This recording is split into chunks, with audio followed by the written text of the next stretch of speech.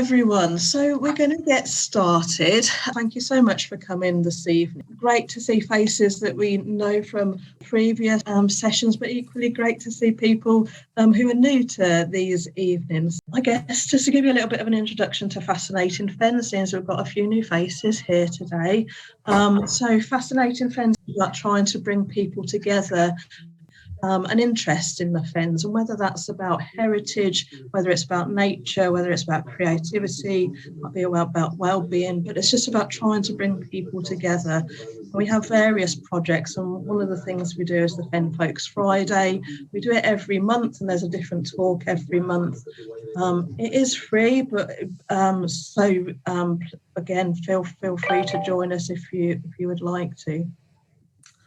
Sorry, just letting somebody in. And other projects that we do that you might have come across, we do something called Celebrate the Fens Day. And I know some of you here have been involved with that on previous years and are going to be involved with that this year. If you're interested in getting involved, please let me know, because I'm taking registrations for that now so that we can put that on the website. And other things we do are things like we have a calendar each year with all the Fen photos on as a bit of a competition. So just different things to try to bring people together, really. A bit of a shout out for our February talk that I think it's on the 18th. And it's going to be by a guy called Brian coming along, and he's going to be talking about Fen railways and history related to it and sort of social history related to it as well. So that should be a nice event. So please do sign up for that if you would like to. We also tend to send out newsletters to people that have been to our events. If you don't want it to come to you, and obviously please just send us an email back. But it's just so you know some of the things that are going on, really.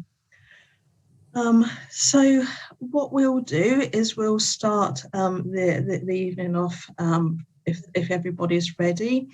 And I guess I'll introduce Colin. So Colin's going to be leading the evening, I believe, but FenScapers is a project, and the project's by Belle Greenwood, and Belle's here. I can't quite see her on my screen. Oh, there she is. There's Belle waving, lovely. And it was commissioned by the Marketplace. Marketplace is part of the Creative People and Places programme, but that was initiated and funded by the Arts Council through the National Lottery. But I guess Colin might touch on that side of things a little. Thank you, Colin. Hello. Hello. Thanks, Karen. It's really nice to be here, and this is our first audience event. It's quite a big day today because we've also launched our first podcast. I'll tell you about that more in a moment. So my name's Colin, and I have the very grandiose title of being a creative agent, which I'm going to change soon because I really don't like it. I'm a creative agent for Marketplace, which is part of the Creative People and Places Arts Council project. It's a program that is designed to be what they call action research. So we're carrying out action research into why people engage with the arts, and in particular, or rather the more difficult problem, why they don't engage with the arts. CPPs, there are 30 of them around the country, and usually they're designated areas that are known to have very low levels of engagement with the arts. So that's what Creative People and Places are about. For Marketplace, we've chosen a method where we work with creative practitioners, artists, writers, painters, dancers, and we try to match them with community groups. So it's not just a performance, it's not just an event. We try to create an appetite, if you like. That's a phrase I've started to coin. Create an appetite for the arts. So an artist, a community artist, will work with a group developing a performance or a scheme of work. And some things work, some things don't, but that's part of our research, is to figure out how to create more of an appetite for the arts in the region. And for those who you may or may not know, Fenland has just been designated one of the special low areas of engagement. Now, whether that means we'll get more money, I don't know. We hope so. But we are one of about 10 areas that have been designated as extremely low areas. And there is a new cultural strategy, which I think Karen and Fascinating Fens are part of. Is that right, Karen? Yeah. That's very much early days. It's evolving. What most people have to do, of course, is figure out what a cultural strategy actually is. But there are lots of different conversations going on. So our remit is purely that, to create an appetite, engage with communities, and hopefully build projects that carry on and develop. And I'm glad to say that this is one of those sorts of projects. As I was writing my notes, though, it's slightly different because we would not normally commission an artist and then put a wild call out and see who turns up. But because of COVID, that's the way it happened. Because like everybody, we couldn't continue our normal way of working. And so we took a deep breath and thought, how are we going to do this? So we started lots of micro commissions. We had about 20 projects with artists coming with an idea of what they wanted to do and what they wanted to try. And Belle approached us with the idea of using writing as a way of coping with mental health and dealing with the fact that we were all in the very first tight lockdown. So the blog that arose from that is called Leaping the Lockdown, and we can put a link into that later. A lot of our writing is on that blog. And then as it's gone on, we've developed step by step, and we chose to record our own writings. And after a long editing time, which is my fault, we now have a podcast, and then we'll put the link to that. And that's, I think we'll all tell you, that was a really interesting experience, and as is tonight. Karen mentioned postcodes and things. Being Arts Council, it would be great tonight if you've enjoyed tonight and you feel happy to give your postcode, not your address or anything. All we need is a postcode in the chat. That will help us prove that what we're doing is reaching other people, and hopefully the Arts Council will see that we're doing good stuff. If you're really interested after you've heard what we're doing tonight and fancy spending about 3 minutes, I think it takes, a little online survey, which is quite fun. I can put a link to that as well, and that would be enormous help as well. But I'm going to hand over to Belle, because she can tell you why she thought this was a good idea, and it turned out to be so. So I'll hand over to Belle. Okay, thank you. So I'm Belle, and I realised how important nature was, and just wanted to make the connection between writing and nature. I suppose I've been a artist for climate change for Norfolk County Council before, so the environment's always been really important in my practice as a writer and working with people. But I wasn't prepared. I want to say that not all writing groups are equal, and that this writing group has been very special. And whether that is because it started out during the pandemic, during this time, but it has sustained. I think it's been very sustaining of people, of each other through the whole period, as well as being very creative. And this group has wonderfully put up with all my provocations and challenges, however ridiculous they might have been. But what I really hope that you'll enjoy and what you'll see is the deep commitment that there is to the environment and to the local environment that's in the writing. It's very rich, engaging, and passionate. And if you know, it's not either that it's serious all the time. You know, it could be seen as that because it's also often very funny. So I really hope that you enjoy this work from a group of people who have come together and have an identity now, and I hope will continue writing well into the future. They are a fabulous group of writers. So I hope you enjoy what they put together. And I'm going to hand back to you, Colin, so that we can start the... Okay, I've now got nervous because I've got a whole series of sound files and my list. So what we thought we would like to do is, as much as possible, we had one rehearsal last night, is to read our writing, but also reflect it with what's happening in the podcast. So there's little excerpts of music as well, which the group commissioned from a musician that we liked, and we worked with him talking about what the writing was about, and he read our work, of course, and he produced music that we're using a lot in our work. So it's really, so hopefully you'll enjoy it. It'll be roughly, I would say, 40 minutes, something like that. And it's quite relaxed, and I hope you enjoy it. And then we can chat afterwards. Any questions, more than welcome. It's great to have any feedback, but be kind to us. This is our first one. So here we go. Is everyone ready in our lot? Okay. Hopefully you can hear the music. Let me just put my sound up.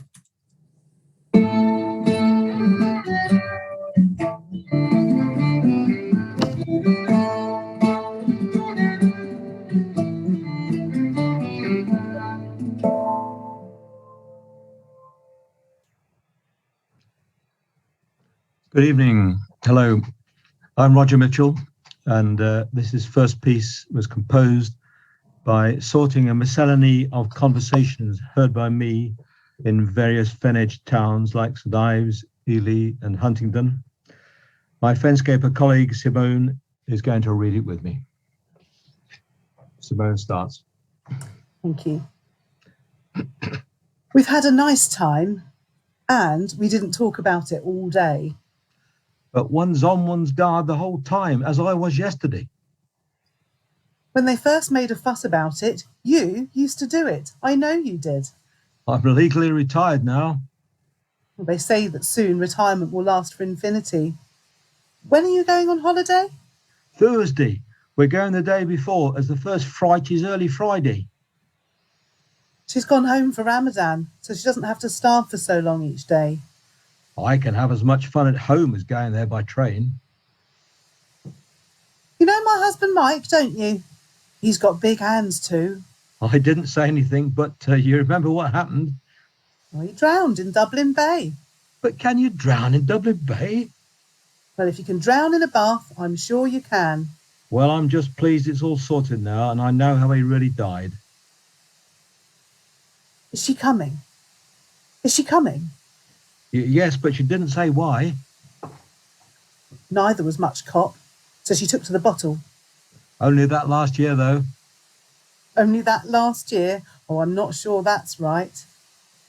We've got some things. But nothing with nozzles. That's still 3.8, I think. So what are you saying? McCain's roasts, they're so unbelievably beautiful. I'm going to have 6 hash browns when I get to college. Why?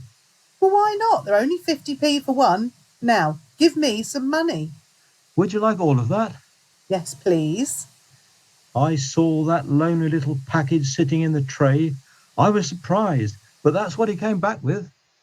No one gives you a bloody thing these days. You have to work for everything, innit? And my cat really wanted to have kittens. Have you been up the turkey sheds? Yes, and I saw George up there. Well, how are you? Ready for Christmas? Yes, all done and dusted. That's it.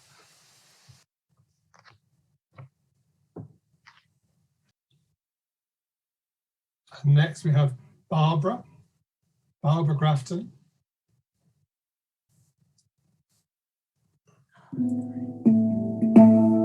Sorry about that. Over to you, Barbara. Good evening, everyone.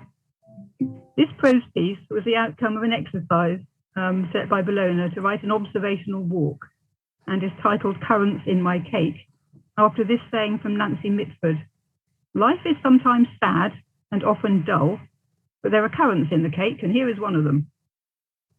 Partway down our garden lies a unique mass burial of 8 cattle and 6 horses, adult, immature, neonatal, and unborn, mostly arranged nose to tail.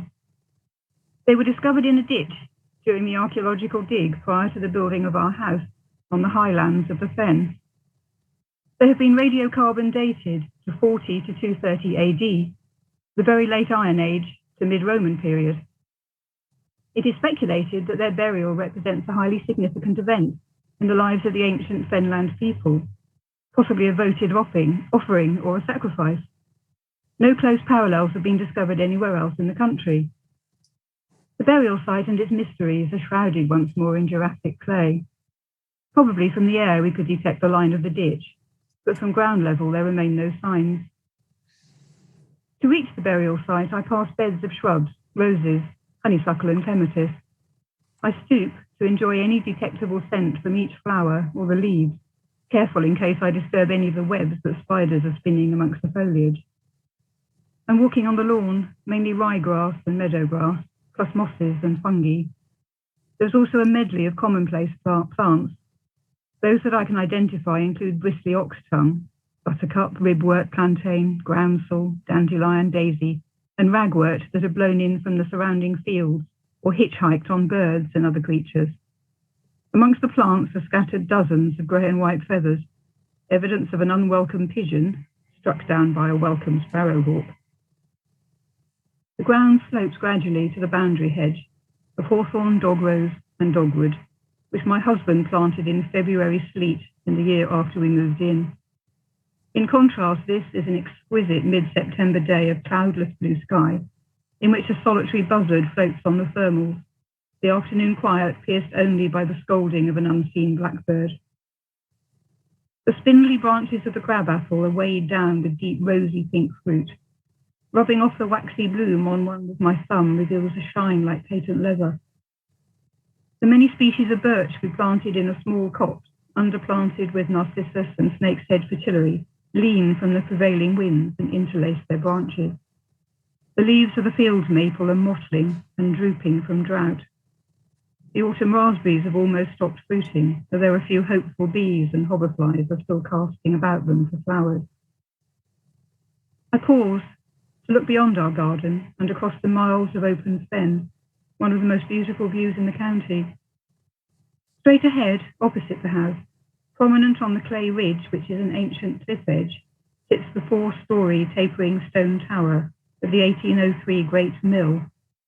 Its impressive sails were removed about a decade ago for safety reasons, but successive owners have dreamt of restoring them and setting the 3 pairs of millstones grinding once again. To the west lies a patchwork of pasture land and ancient multi-species hedgerow in countless shades of green and brown. This fertile land, unless inundated, has been under cultivation or pasture since Neolithic times, at least 6,000 years. In prehistoric times, this valley was flooded. The archaeologists also discovered a few plesiosaur vertebrae in our Jurassic clay, such a common find in Cambridgeshire that our builder was able to keep them. In the autumn, milky mist can fill the lowlands, so that only the crowns of the tallest trees are visible for miles. Today, the air is as clear as I have ever seen it, and the Sandy Heath TV mast and the 8 wind turbines on the horizon at Gravely stand out sharply against the sky. I find 2 raspberries and hold them in my palm as I complete the circuit back to the house. To them I add a late strawberry and a small ripened fig from the greenhouse. I linger there for a few minutes, breathing in the fragrance of pelargoniums and damp soil, listening to the scratching of numerous crane flies against the glass. I place the fruits in my mouth all together and relish their distinctive hits of flavour. I resist swallowing them for as long as I can, still walking, looking down, up, and around at the landscape I am so fortunate to call home.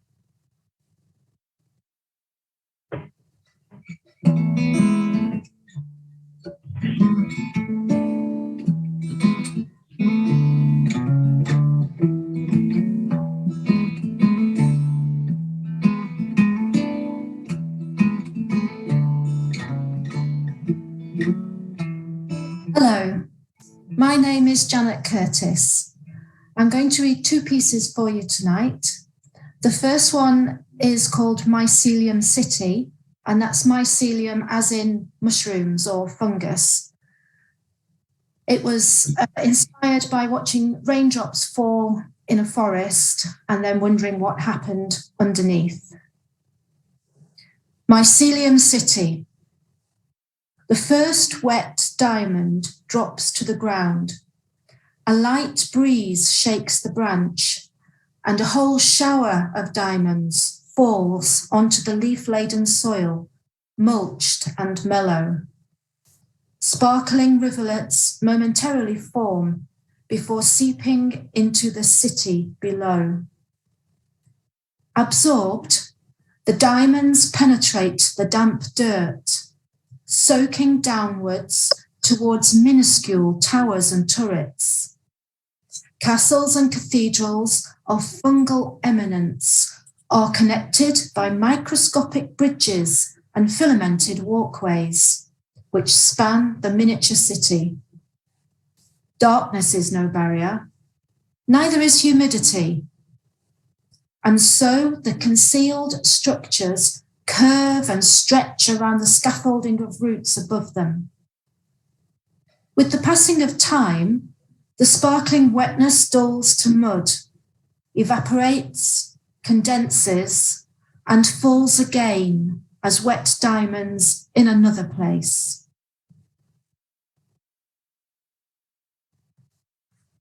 The second poem, thank you. The second poem is called The Hag Stone, and a hag stone is a stone with a hole in it, which has been naturally formed by the action of water, and that's supposed to give the hag stone magical properties of a particular kind.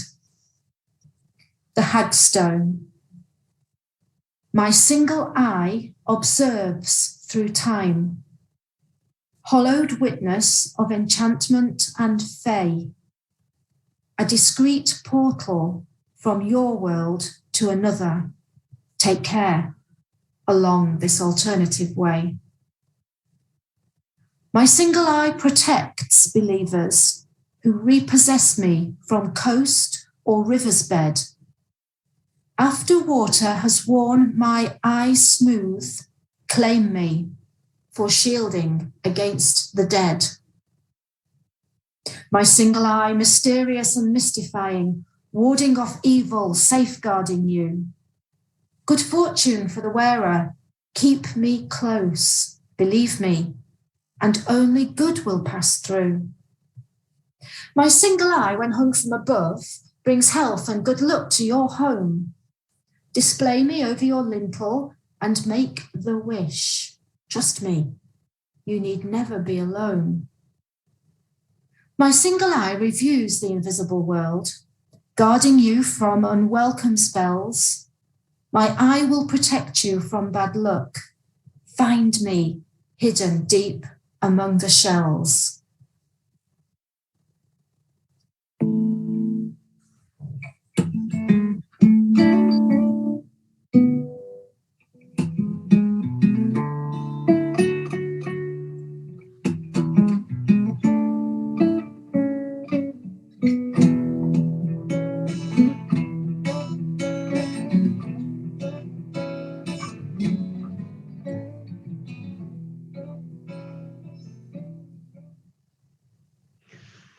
Hello, I'm Sarah, and I'm going to read you a short story. It's called St. Francis Faces the End of the World. God peered over their glasses. Can I have a word, please? Francis had known there would be repercussions. He swallowed the rising feeling of trepidation. But hadn't God delegated his authority, left the entire matter in Francis's hands? It was all very well observing things from afar in paradise. It was also all very well having 800 years of experience and the title of patron saint of ecology and animals. But that didn't prepare anyone for a visit to Earth. Glasgow 2021 to be precise, taking on the climate crisis that could end the world, with a bunch of overworked, tired world leaders reeling from the shock of COVID, hosted in the country that voted for Brexit to boot, although the Scots might disagree. God just hadn't realised the enormity of the task they'd assigned to him. Francis tightened the rope around his waist and hitched up his habit, mentally preparing himself for God's disappointment and the inevitable dressing down. He silently listed arguments about how fast the earth was heating up, the extinction of millions of animals, birds, insects, and plants, the environment breaking down, weather extremes, forests burning, floods, sea levels rising, the Arctic melting, economic disruption, food and water scarcity, conflict, terrorism. When his chance to speak at COP26 had come up, he had been impassioned. He had gone to town citing the greed and selfishness of modern society, moral corruption, neglect of and disrespect to God's beautiful planet, the finite resources, the need to live sustainably alongside nature. He had even got in his trump card mention of sister bodily death. It had gone well, even if Francis did say so himself.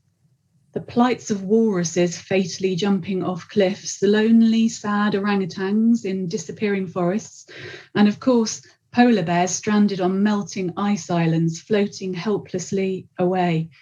He had the audience in the palm of his hand. He'd received a lot of praise from several of the other delegates. He enjoyed the banter, the irony of being a Franciscan monk called Francis, etc., etc. He'd felt like he was an accepted part of the movement for change, respected, and crucially, that he'd made some headway. So it came as rather a shock on the final day when the votes hadn't gone the way he'd anticipated. In fact, the commitments were just not there. It was patently all talk, just like one of his new contacts, Greta, had predicted. Blah, blah, blah. And well, since there was clearly no getting through to these people, Francis decided to take drastic action. He was a revered saint in whom God had vested the ultimate power. God had made that very clear, by the way. Whatever it takes, Francis, I give you my full authority. And the power that comes with that, you will have my full support. Francis felt completely vindicated.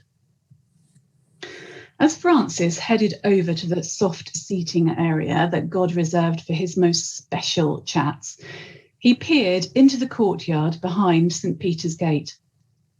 St. Peter and his team were extremely harassed. The processing of new arrivals had grown exponentially. Francis had to admit that there was an awfully long queue of surprised, indignant, pompous world leaders. He conceded to himself that despite feeling justified in his actions, he really hadn't thought through the consequences for heaven's administrative system or the paperwork involved.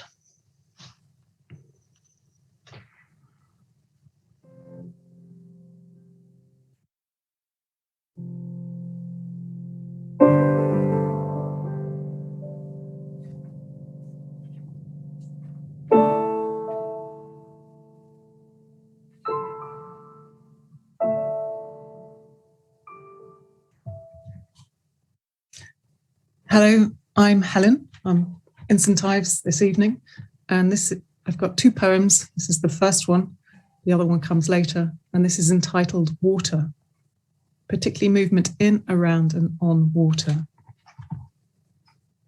Whisper, shimmer, whisker light, on the breath of the wind, shapeshifter, preening beaks, wing or feather.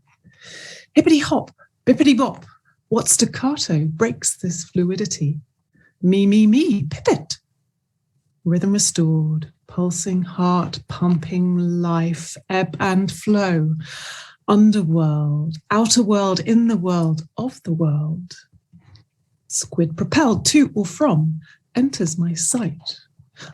I know fins and flipper-footed, accepting your invitation into the depths. To dwell a while in your watery world. rising to the surface for air, the pitter-patter of water on water, raindrops of heavens join oceanic expanse. Snail takes cover, withdraws, retreats, hides. Yet the fern, the flower, the tendril, the thirsty stem soaks up, drinks down, absorbs your nourishing quench, unfurls, blooming, rises to the light, aligns with life, is life. Bats, elastic shudder in flight, overhead on the night shift. Moon, star, sun, you rise, you fall, things come, things go, time and tide, eternal, eternal. Thank you.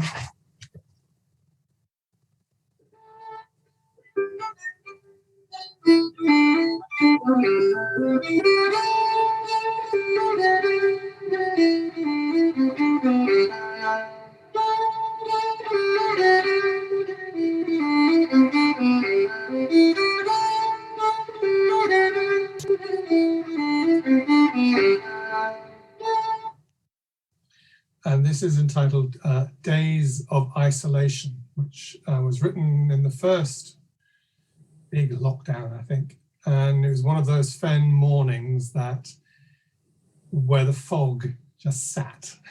I was exploring what it felt like to be in that fog alone. There was a time, just once, fog still like smooth glass, flattened and stretched, distant and timeless. A resting place of angels, tired and breathless from fighting and tyranny.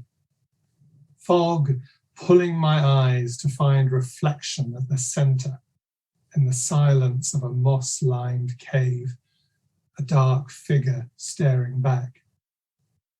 And the more I wipe to clear the glass, the more it smears and clouds, and what lies beneath falls away, sinking into the depths of that dark hollow.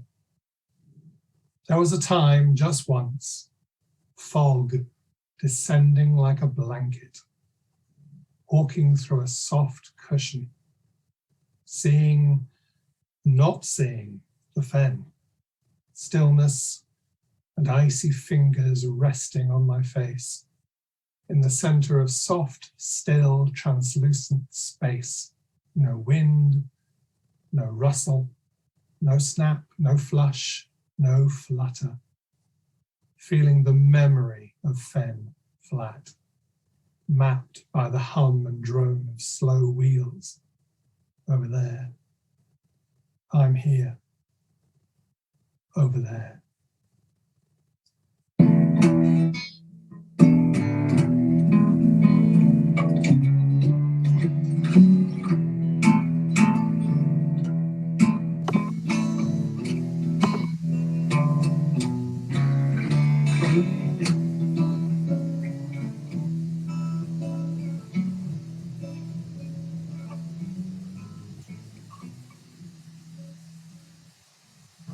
Hi, I'm Simone. I'm in Cambridge, and I wrote this, I think, when we were allowed out in pairs or something, or maybe just on our own. I can't remember. I just remember walking along the cam and really enjoying all of the noises that I'd missed and the beats and rhythms of daily life. So just the one poem. Walking out by the cam. Walking out by the cam, trudge, trudge, feet on gravel, crunch, crunch, rhythmic beats, there's a stick, crunch, crack. A pigeon's wings flap, flap, as it lands on a cow's trough, close to the play park, preens its back. A man on his barge, bzz, bzz, drills holes in solar panels, vroom, vroom, a petrol mower revs down a side street. The hum dissipates on the wind, becomes distant. I clump, clump, carry on with my stomp, stomp feet. A bike, rattle, blatter, quickly chased by another, whiz, whir, its chain, teeth done up fast like a zip. Brakes, screech, screech, vie for first place on the bridge. Ding, ding, we're coming, get out the way, quick. The heron sits patient, mouth agape, total silence, A radio Bob Marley hopes that he likes jamming too. The fishermen share cider, slurp, sip, and fun times. They throw a fish to Heron like he's one of the crew. Rowers' oars clatter, clatter, speckled mallards flutter, flutter, rowers coming, throw no matter, ducks alert, quack, quack, a splash and a flurry, a swoosh and a scurry, webbed feet pitter-patter to avoid a whack, splat. Car doors slam, slam, men sit either end of benches, ignoring each other in the blazing spring sun. They blah blah on their mobiles to significant others, stare at sparkling wavelets as the river runs.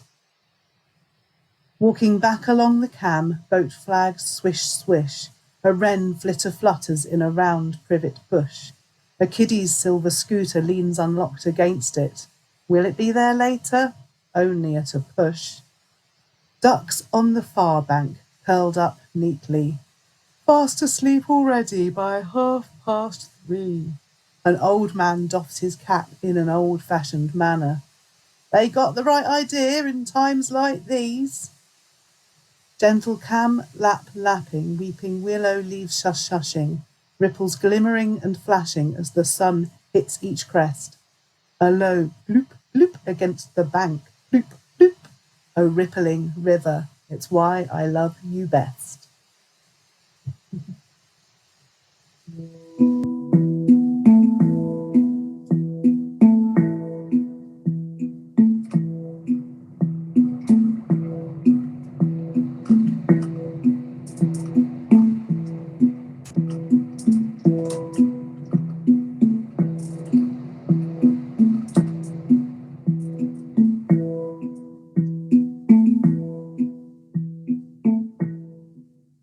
I'm Jean Rees, and I'm working with Steve Parnell on a dialogue created and written by us together from a provocation which Belle Greenwood gave to us in one of her workshops.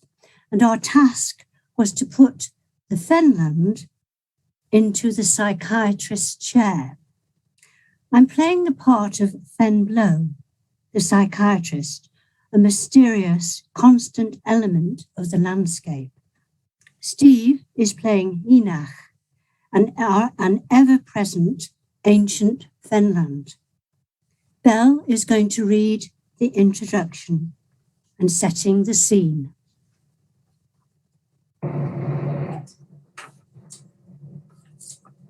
Okay. A circular mound on the edge of the Fens, a sacred place in times gone by, surrounded by feathery reeds and sharp-bladed sedges. A sturdy seat fashioned from dark, tannin-stained ancient bog oak, embellished with ornate carvings of eels, frogs, herons, water voles and marsh harriers, dominates a natural clearing in the centre of the mound. Enoch, an unkempt, bearded man of mature but indiscernible age, approaches the seat with head bowed and shoulders stooped. His careworn face and weary demeanour betray his troubled mind. He is the heart of the Fens. He slumps into the broad, enveloping arms of the ancient chair. Fenblow, a disembodied spirit of the landscape, circles, questioning the role of memory. Her voice whispers through the tawny flower heads of the ubiquitous reeds. Why are you here? Tell me about yourself. Heard that you offer wise counsel to those who seek solace. I have many sad memories. Tell me about your memories. Your memories. I am here. Who are you? Why are you sad? I am Enoch, the heart of the Fens. I have many former lives. Many times have I been lost under ice caps, covering me, smothering me, choking me, enduring deep, long days of icy cold for thousands of years, when I thought my life's breath would be stolen from me. Yet, I survived. How were you? Alone, So much emptiness inside, like a deep pain that would not leave me. And then I began to feel warmth. The ice caps melted, water covered the land. Things started to grow, mosses, reeds, sedges, layer upon layer. Their natural bodies lived and died, changing but not decaying. My watery shroud protected them from decomposing. They became peat of many hues, brown and black, contrasting with the white and grey boulder clay left by the glaciers as they retreated to their northern sanctuaries. what was happening to you? Deep inside my body, I felt the roots of trees, willow, alder, oak, the roots penetrating deep within me, embracing me, invading my very soul with an intimacy I'd never known before, like a lover's caress. Why could that happen? They needed a place to settle, to blossom and grow. My boggy secret places nurtured them with life-giving water and peaty nutrients. Sounds very worthwhile. So why are you so sad? Then they left me. It became too wet. They abandoned me. Did they abandon you? Why? How could they do that to you? They had no choice. They drowned. The life-giving water became their nemesis. And then I was alone again, but not truly alone. I still had the fish and the fowl that thronged my new watery world. They swam and played within the dead forests, now fallen but still preserved within the peat. What was happening all around you? All around you. I felt embraced in buried peat and water. Then the people came. Is that something you wanted? At first, they worked with me to natural cycles. I fed them. Time went by. They got greedy. They brought in machines. They cut deep into me, stealing the peat, gouging channels to drain away the water. My peat dried and blew away on the winds. Leaving you to bleed.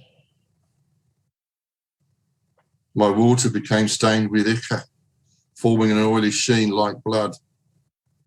The people do not like me. They want my land. They do not respect me. They are selfish and greedy. I cannot live with them anymore. I know my brothers and sisters feel the same. Your brothers, your sisters, who are they? The spirits of the forest, heathland, meadows and moorland, chalk downlands, the rivers and the streams. We all fear for our land. You fear for your land. Why? It's too late. The people, now they fear for the future of their world, but it's not theirs. They are merely custodians. They failed in their duty of care. They have betrayed our trust. They will answer to a higher deity than the false god of Mammon they have chosen. They will bewail their lot when the land takes back what it is owed. When humans go, the land will rejoice. Gaia will have her revenge. You are weeping. Yes, but they do not hear me. Ice, clay, peat. Ice, clay, peat. The never-ending circle. My history, my future, my destiny. People will do what they always do until it's too late. They always do what they always do. They starve the poor. They kill each other. They fight over land. Selfishness, greed, their watchword for survival. They have but 2 generations left, and then they will be gone.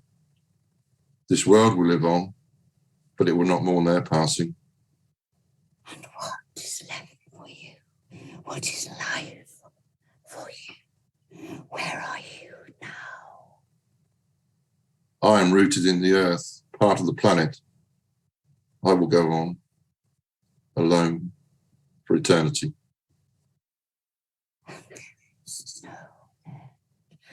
No end.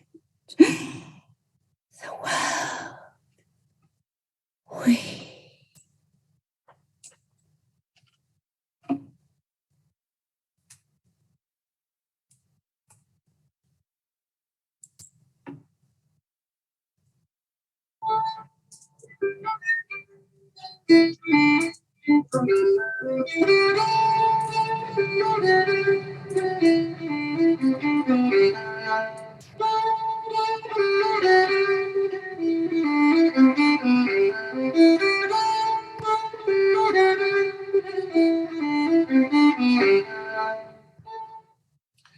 And this is called Transformation Conversation.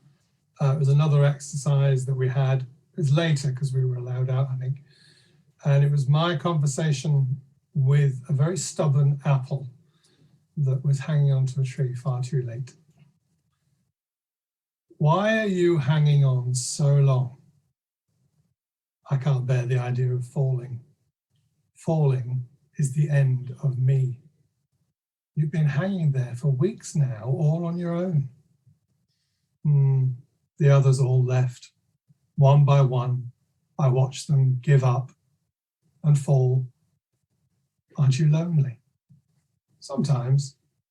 Then again, you learn to embrace the isolation and the emptiness and the silence of the missing, the ones who've left. But you hung on, waiting until I can do so no longer, till the strength and stubbornness is gone and the mind begins to fade. Waiting. In the long moments of waiting, just soaking up the sun, tracking its fading heat as it moves behind the cloudy skies, letting the rain and the morning mist soak my skin, drenching my soul in wet. Yet somehow I always thirst for more. The dry always returns too soon. Well, the ground is wet most of the day now. Yes, but that's different. That's a sinking, invading wet that punctures the skin, bruises and flushes my flesh to a pulp. Well, you join the earth. I suppose so. When do I stop being this? When do I stop this life and begin something else? And will I know that moment? Once I've fallen, I'm unconnected.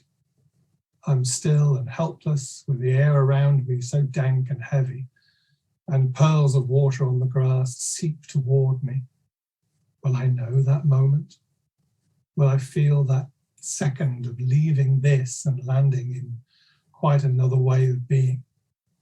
Will it be a sudden sharp jilt or a slow oozing away from this to another place?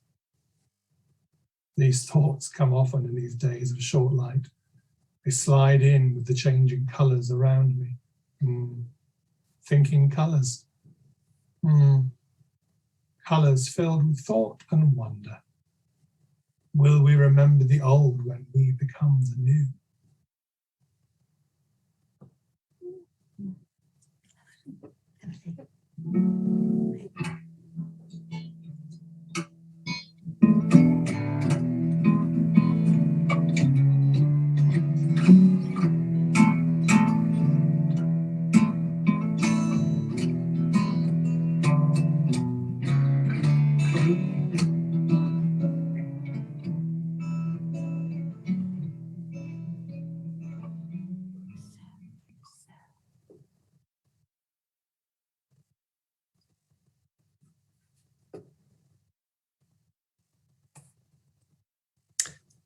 This is another short poem called Alice. It's actually a bit of a doodle inspired by the session we did on fungi. Shaggy inkcap, trumpet chanterelle, slippery jack and bay bolette, your gilt petticoats, speckled domes, woody parasols and velvet jackets, you invite me to enter your webbed world of connected wonder. Like Alice, I stand on the edge of the unknown, the to be discovered. Who am I? Who are you? What do I know? And what, my newfound fungi friends, what teachings do you hold? One side make you grow taller, the other side will make you grow shorter, said Caterpillar. As I venture on my woodland walk. Thank you. Lovely. Lovely.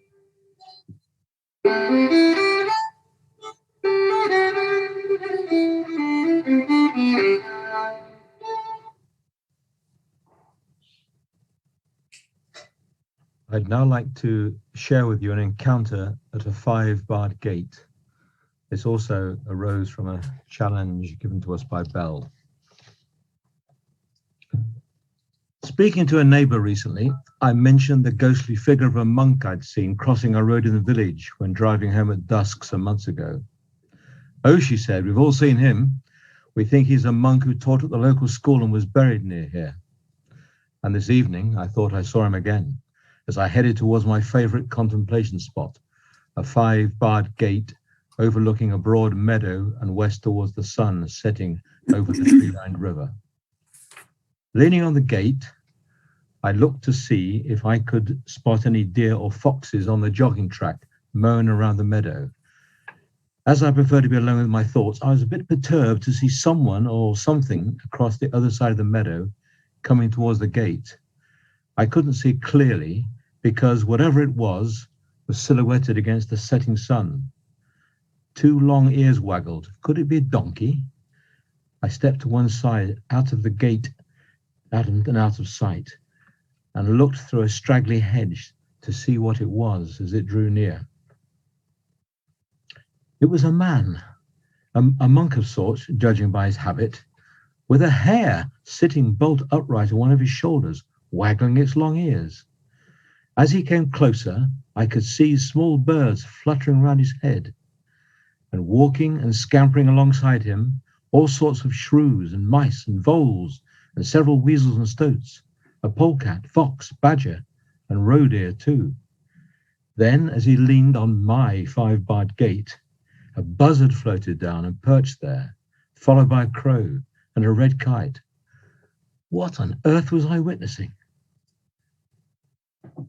I was wondering what to do when the monkish man looked straight towards me in my hiding place and said, "Hello, come and join us."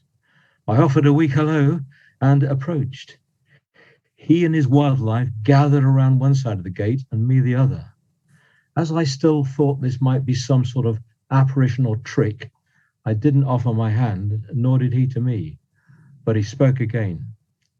You and many others like you have a passion for nature, and I sense and share your concerns about the natural world from being impacted by the biodiversity and climate crises. I was bemused. How did this strange man know of my concerns? He continued, I empathize with your struggles to find solutions, especially in the fens out there, which are now releasing masses of carbon dioxide and other gases. He paused as if sniffing the air and went on. That rich organic soil is oxygenated and wasted by drainage and intensive farming and releases as much carbon dioxide as the rest of the emissions from the whole of Cambridgeshire. These fens are pleasing in their own way, big skies, but not a patch on the landscapes where I come from, but attractive to you, I believe. Aren't you one of the group promoting a fens biosphere so your lovely fens are managed more sustainably? Well, yes, I responded, before he still went on more. I visited the fens near what is called Peterborough about 3,000 years ago and stayed with the fen people in their round houses and went fishing with them in their log boats. The place absolutely teemed with fish and fowl. And even a couple of thousand years later, Hereward the Wake showed me the fens around Ely, and what a thrilling sight it still was then to my eyes as a lover of wild places and wildlife. But only a few hundred years later, I was there alongside one of your ancestors who was, under duress, digging a new waterway to drain the fens. What a disaster that was for those vast wetlands and those that previously lived in harmony with them. This was strange and perplexing, and I sought to understand and frame a response, but before I could, he continued, The solution is quite simple. Just get the drainage pumps turned off.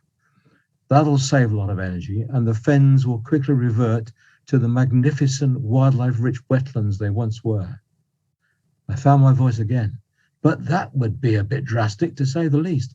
What about the farming and all the people that now live in the floodplain of the fens? He replied, well, my saintly purpose is to champion ecosystem restoration, and I leave it to others, like the groups to which you belong and those you try to influence, to find any acceptable balance with the cultural, social, and economic needs.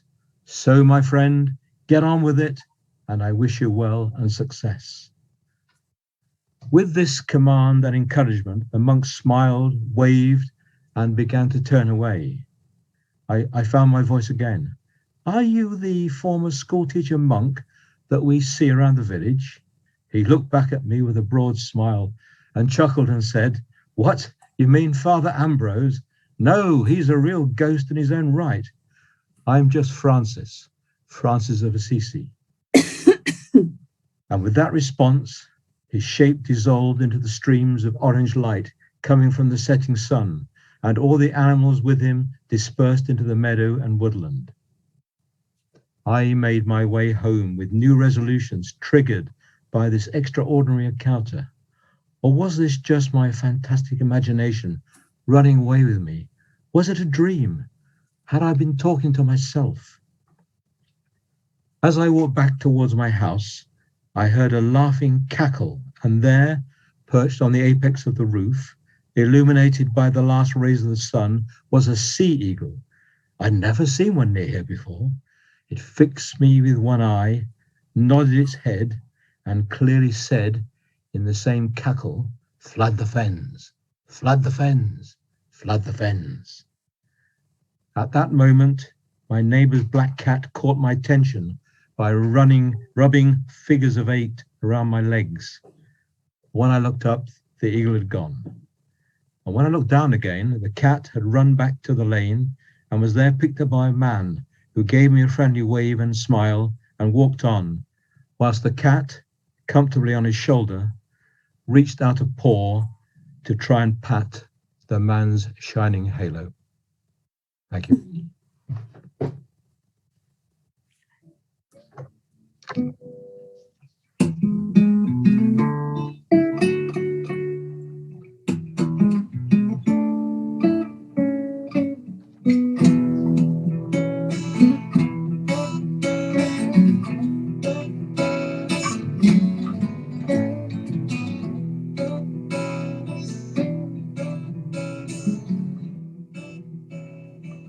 Hello again.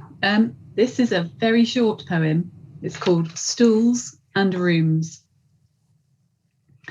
The internet miracle of sitting and talking in remote rooms across Zoom is nothing to the ancient rejuvenating fungi net, which vitally feeds, protects, and connects the giant and the microscopic, preceding human cleverness and showing us up big time.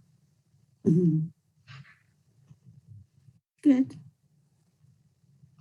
And our final piece is going to be read by Roger, and then I think we'll probably take a little break, but please, we hope you'll hang around and chat with us. So Roger will explain the last piece. Right, thanks, Colin. Yep, this is the final piece, as Colin said. It's by our FenScaper colleague, Paul Middleton, who unfortunately can't be with us tonight. So this is his poem, and it's called Light, and it's my privilege to read it.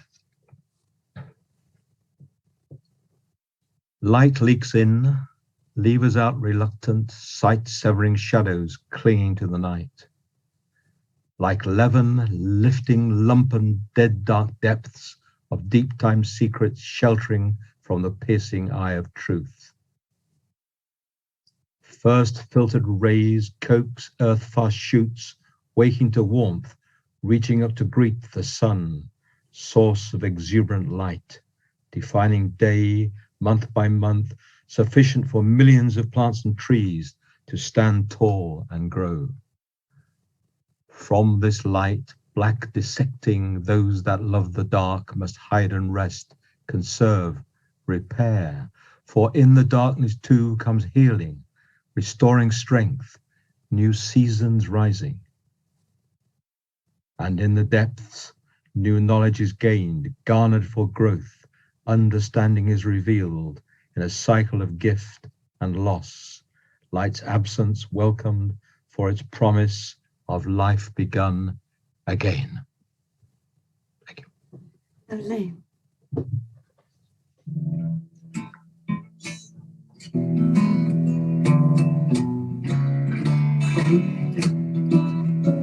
Thank you.